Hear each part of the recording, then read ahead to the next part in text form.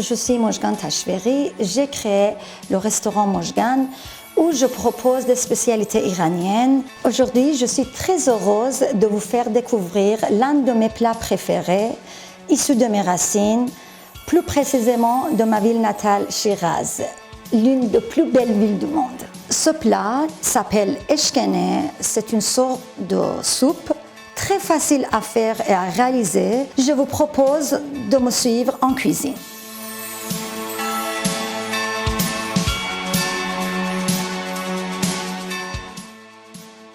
On va faire revenir les oignons très légèrement. On va ajouter curcuma, fenugrec et la farine. Sel et poivre. Et on va ajouter les pommes de terre.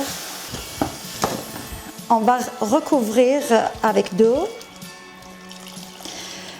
Ça va décoller le sucre et ça va s'infuser. On peut ajouter quelques grains de poivre noir entier pour relever le goût. Et on va laisser cuire une dizaine de minutes.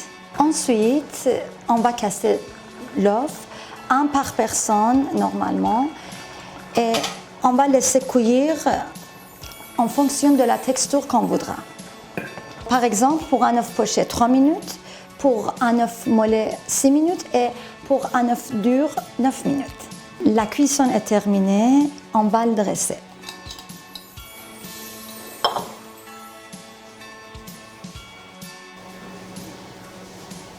On peut mettre quelques oignons frits, noix torréfiées concassées pour donner un petit peu de texture, menthe frite, safran. On peut verser quelques gouttes de verjus, le jus acide extrait des raisins verts. J'espère que ça vous plaira et je vous souhaite de très joyeuses fêtes. Bonjour à tous, je suis très heureux de vous retrouver aujourd'hui. Alors j'avais envie de partager avec vous un moment de cuisine et j'ai envie de faire une recette avec vous que j'affectionne énormément. C'est une tarte aux champignons sauvages et œufs de truite. Voilà, je vous propose de me suivre en cuisine.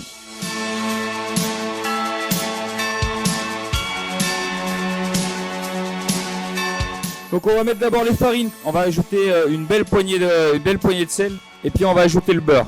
On va mélanger de manière grossière comme ça le beurre et la farine. Alors une fois qu'on arrive à ce résultat, on a besoin d'un seul œuf. On met l'œuf et on retourne pétrir. Alors on va la mettre sur une petite assiette au frigo et puis on va la laisser reposer le temps de continuer. On va juste mettre de l'eau et puis une échalote dedans et des tiges de coriandre. On met bien les lentilles dans l'eau froide directement et on lance en cuisson. On va s'attaquer aux champignons. Donc après, une fois qu'on les a ouvertes, on les immerge dans de l'eau froide. On mélange bien nos champignons, faire tomber la terre au fond. Après, si vous avez une petite passoire ou une passette, on va les égoutter dedans. On va mettre dans une casserole et qu'on va garder sur le côté comme ça. Et en parallèle, on va mettre à chauffer notre vinaigre de cidre et notre miel. On va mettre une grosse cuillère de miel. Et on va faire chauffer ça à feu doux. Donc voilà, là mon miel et mon vinaigre est chaud. Et là à ce moment-là, je vais le verser sur les champignons. Et de temps en temps, on va y revenir, on va mélanger, mais c'est la seule chose qu'on fera jusqu'à la fin. Le pied de mouton, on va simplement lui enlever déjà la terre qu'il a sur le pied. On les passe légèrement sous un filet d'eau. Alors ces champignons, on va pas les couper trop petits. On met un peu d'huile dans une casserole. On vient y mettre seulement les échalotes ciselées, les émincées pardon. On épluche notre deuxième gousse, on l'écrase sous la paume de la main. Donc à ce moment-là, on peut mettre la gousse d'ail. On va y ajouter nos champignons qu'on a taillés en cubes. On assaisonne. Voilà, moi je vais pouvoir mettre la crème. Et là on va sortir nos pâtes du frigo. Juste la passer un petit coup dans la farine. Et une fois que nos moules à tartelettes sont posés, on vient les recouvrir avec la pâte. Avec la paume de notre main, on vient couper la pâte. Donc on part du centre et on va sur le côté. Avec l'aide d'une fourchette, on va la piquer. On les met sur une plaque et on va l'enfourner à 180 degrés. Regardez tous la cuisson de vos lentilles.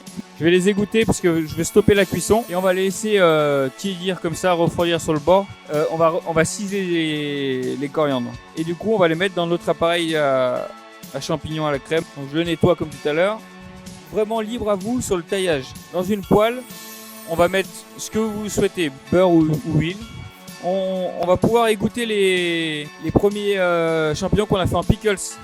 Alors je sors mes petits fonds de tarte. Donc là je viens plonger mes champignons. Dans votre petit saladier où vous avez l'huile d'olive et le vinaigre, vous allez y mettre vos lentilles. On va y ajouter notre demi-échalote ciselée qui nous restait. On peut enfin tous égoutter nos lentilles. On va commencer par les champignons qu'on a cuits à la crème tout à l'heure. Ensuite on va y ajouter les lentilles. On va pouvoir ajouter nos champignons qui sont rôtis. On va mettre les champignons pickles. On va y ajouter nos œufs de poisson. Ajouter quelques feuilles pour la déco et puis surtout le goût. En tout cas, bravo à tous. Ça m'a fait très plaisir de passer un temps avec vous et puis de vous amener un petit peu de Lyon où que vous soyez. J'espère qu'on se retrouvera pour d'autres moments de cuisine ensemble. Et puis que surtout, vous allez vous régaler avec ces tartelettes. Bonjour à tous, c'est Marie et Clément de la boutique Marie et les Saveurs à Lyon 6e. Je suis très heureux de vous présenter aujourd'hui la recette de Noël autour du thé et de la pomme Granny Smith.